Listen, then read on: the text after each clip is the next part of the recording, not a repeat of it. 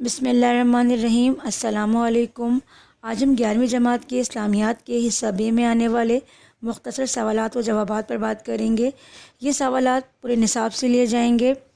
یہاں پر 12 نمبر پر مشتمل یہ سوالات و جوابات ہیں۔ 4 سوالات اس حصے سے کرنے ہیں، جو کہ ایک سوال جو ہے اس کا جواب جو ہے وہ 3 نمبروں کا ہوگا۔ یہاں پر چند سوالات جو ہیں ترتیب وار دیے گئے ہیں، اور اسی طرح ترتیب وار ان کے جوابات بھی جو ہیں وہ آگے موجود ہیں۔ سوال نمبر 1 جو ہے وہ عقیدے کی تعریف اور اسلامی عقائد کو بیان کریں، تو یہاں پر عقیدے کے معنی مفہوم جو ہے وہ حدیث کی روشنی میں جو ہے وہ بیان کیے گئے ہیں۔ اسی طرح آگے جو ہے وہ اسلام کے بنیادی عقائد جو ہیں وہ 7 ہیں، اور 7 عقائد کے نام تحریر کر دیے گئے ہیں۔ کیونکہ یہ نمبر جو ہے وہ مختصر جوابات کے ہیں، تو یہاں پر صرف جتنا پوچھا جائے گا اتنا ہی جو ہے وہ جواب تحریر کیا جائے گا۔ آگے جو ہے وہ ارکان اسلام جو ہے اس سے متعلق سوال ہے، تو ارکان اسلام کی تعداد جو ہے یہاں پر حدیث کی روشنی میں جو ہے وہ بیان کیا کر۔ اگلا سوال حج کی اقسام کے بارے میں ہے۔ حج کی 3 اقسام ہیں، افراد، قران اور تمتع۔ تینوں کے بارے میں یہاں پر ہیڈنگ اور تینوں کی تعریف جو ہے یہاں پر بیان کر دی گئی ہے۔ آگے وحی مطلوع اور وحی غیر مطلوع کے بارے میں فرق جو ہے وہ بیان کرنا ہے۔ تو وحی مطلوع یعنی کہ وحی جلی، اور وحی غیر مطلوع یعنی کہ وحی خفی، دونوں کے درمیان جو فرق ہے وہ فرق جو ہے وہ یہاں پر بیان کر دیا گیا ہے۔ آگے سوال جو ہے وہ حقوق العباد کے بارے میں، حقوق کی تعریف اور اس کی اقسام جو ہے پوچھی گئی ہیں۔ تو حقوق العباد کی تعریف سے پہلے حقوق کی تعریف جو ہے وہ بیان کی جائے گی کہ حق جو یہ لفظ حق سے نکلا ہے، اور اس کے جو ہے وہ 2 اقسام ہیں، ایک حقوق العباد اور ایک حقوق الہی۔ تو یہاں پر دونوں کے بارے میں جو ہے وہ تعریف بیان کر دی گئی ہے۔ آگے نبی اور رسول کے بارے میں جو ہے وہ فرق بیان کرنا ہے۔ تو نبی اور رسول میں جو فرق ہے وہ یہاں پر بیان کر دیا گیا ہے۔ حدیث کی تعریف اور اقسام حدیث کے بارے میں سوال ہے۔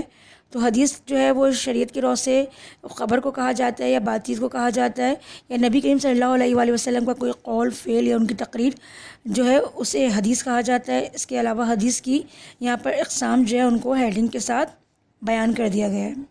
طواف کے بارے میں پوچھا گیا ہے، تو طواف کے بارے میں ہیڈنگ کے ساتھ طواف کا جواب جو ہے یہاں پر موجود ہے۔ اور طواف کی بھی 2 اقسام ہیں، یہاں پہ طواف قدوم اور طواف وداع جو ہے وہ موجود ہے۔ پھر آگے عمل صالح کی تعریف ہے، اور عمل صالح کی تعریف کے ساتھ ساتھ یہاں پر اس کی اقسام ہیں۔ تو یہاں عمل صالح کی 3 اقسام ہیں، عبادات، معاملات اور اخلاق۔ تو تینوں کو ہیڈنگ کے ساتھ جو ہے یہاں پر بیان کیا جائے گا۔ اسی طرح آگے جو ہے وہ صبر سے متعلق قرآن پاک کی جو ہے وہ آیت کا ترجمہ تحریر کرنا ہے۔ تو یہاں پر قرآن پاک کی 2 آیت کا ترجمہ جو ہے سورہ لقمان اور سورہ بقرہ سے ترجمہ جو ہے وہ تحریر کر دیا گیا ہے۔ اسی طرح آگے مزید سوالات ہیں، اشیاء مبشرہ سے کیا مراد ہے، کتابت قرآن کمیٹی والی قرآن جو ہے اس کی وضاحت کرنا ہے۔ تو یہاں پر اشیاء مبشرہ کی تعریف اور وہ صحابہ کرام جنہیں ان کی زندگی میں اور نبی کریم صلی اللہ علیہ وآلہ وسلم نے جنت کی خوشخبری سنائی، ان کے نام جو ہیں ان 10 صحابہ کے یہاں پر تحریر کر دیے گئے ہیں۔ اسی طرح آگے سوال میں قرآن پاک کی تدوین کے لیے جو کمیٹی بنائی گئی تھی، اس کمیٹی سے متعلق سوال پوچھا گیا ہے۔ تو یہاں پر اس سے متعلق جواب بھی جو ہے تحریر کر دیا گیا ہے۔ آپ چاہیں تو یہاں پر اس کے اوپر جو ہے جواب سے پہلے ہیڈنگ بھی جو ہے یہاں پر لکھ سکتے ہیں۔ اگلا سوال جو ہے وہ نبی کریم صلی اللہ علیہ وآلہ وسلم سے متعلق ہے کہ صلی اللہ علیہ وآلہ وسلم جب طائف تشریف لے گئے تھے، تو طائف میں نبی کریم صلی اللہ علیہ وآلہ وسلم کے ساتھ کفار نے جو سلوک کیا تھا، اور آپ صلی اللہ علیہ وسلم نے ان کے ساتھ کیا جو ہے سلوک فرمایا، تو یہاں آپ صلی اللہ علیہ وسلم نے جو ہے ان کے لیے دعا فرمائی تھی۔ یہ جواب بھی یہاں پر موجود ہے۔ اسی طرح مکی اور مدنی صورتوں کے درمیان ہمارے پاس یہاں پر سوال ہے مکی اور مدنی صورتوں کے بارے میں۔ تو مکی اور مدنی صورتوں کی تعریف جو ہے یہاں پر بیان کر دی گئی ہے۔ آگے سوال جو ہے سائے ستہ کی کتابوں کے بارے میں ہے۔ تو یہاں پر سائے ستہ کی 6 کتابیں اور ان کے مؤلفین کے نام جو ہیں وہ ساتھ ہی بیان کر دیے گئے ہیں۔ اکثر سوال جو ہے وہ کتابوں کے بارے میں آتا ہے، یا پھر ان کے مؤلفین کے نام آتے ہیں، یا پھر ان کے مؤلفین کے یا پھر کتابوں کے نام کے ساتھ جو ہے مؤلفین کے نام جو ہے وہ MCQs میں بھی پوچھے جاتے ہیں۔ اسی طرح اصول 4 سے متعلق فقہ جعفریہ کی جو مستند ترین حدیثی کتابیں ہیں، ان کے نام اور ان کے مؤلفین کے نام بھی جہاں پر بیان کر دیے گئے ہیں۔ آگے سوال جو ہے وہ ہمارے پاس مختلف فرشتوں کے نام اور ان کے جو ذمے کام ہیں ان کے بارے میں سوال ہے، تو یہاں 4 مشہور فرشتوں کے نام اور ان کے کام جو ہیں وہ بیان کر دیے گئے ہیں۔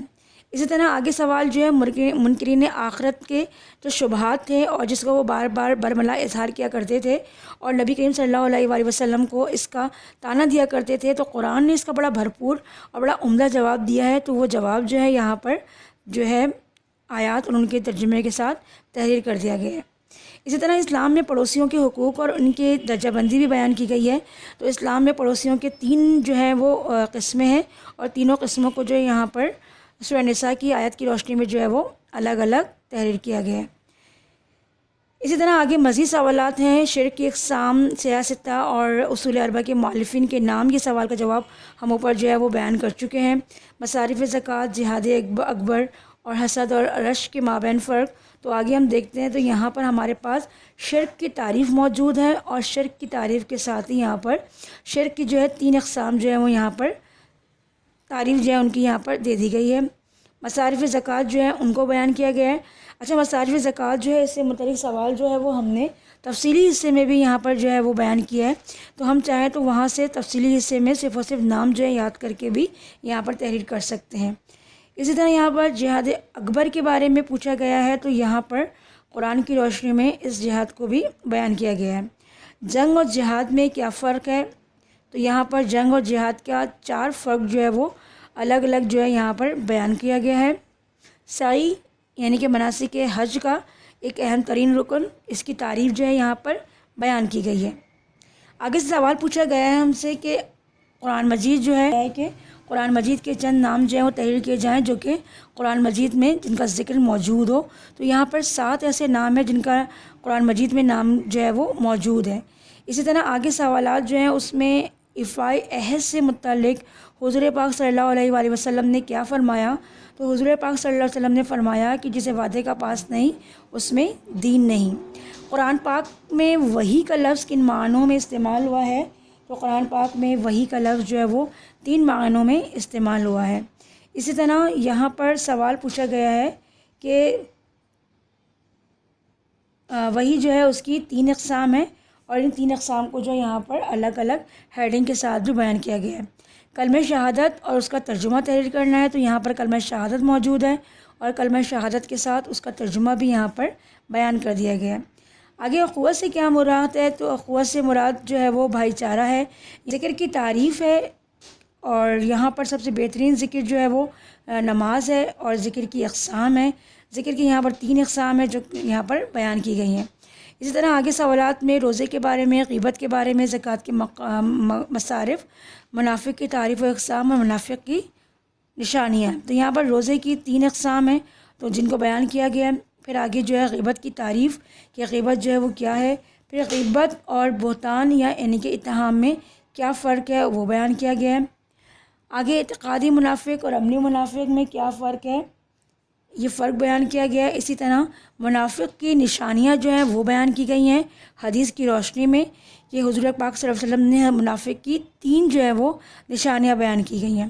اسی طرح آسمانی کتابوں کے نام اور یہ کن پر جو ہے وہ نازل ہوئی ہیں ان کو تحریر کیا گیا ہے۔ والدین کے حقوق کے متعلق ایک آیت یا حدیث کا ترجمہ، اور ایفائے عہد کے سلسلے میں ابو جندل کے معاملے میں حضور پاک صلی اللہ علیہ وسلم نے کیا فیصلہ فرمایا؟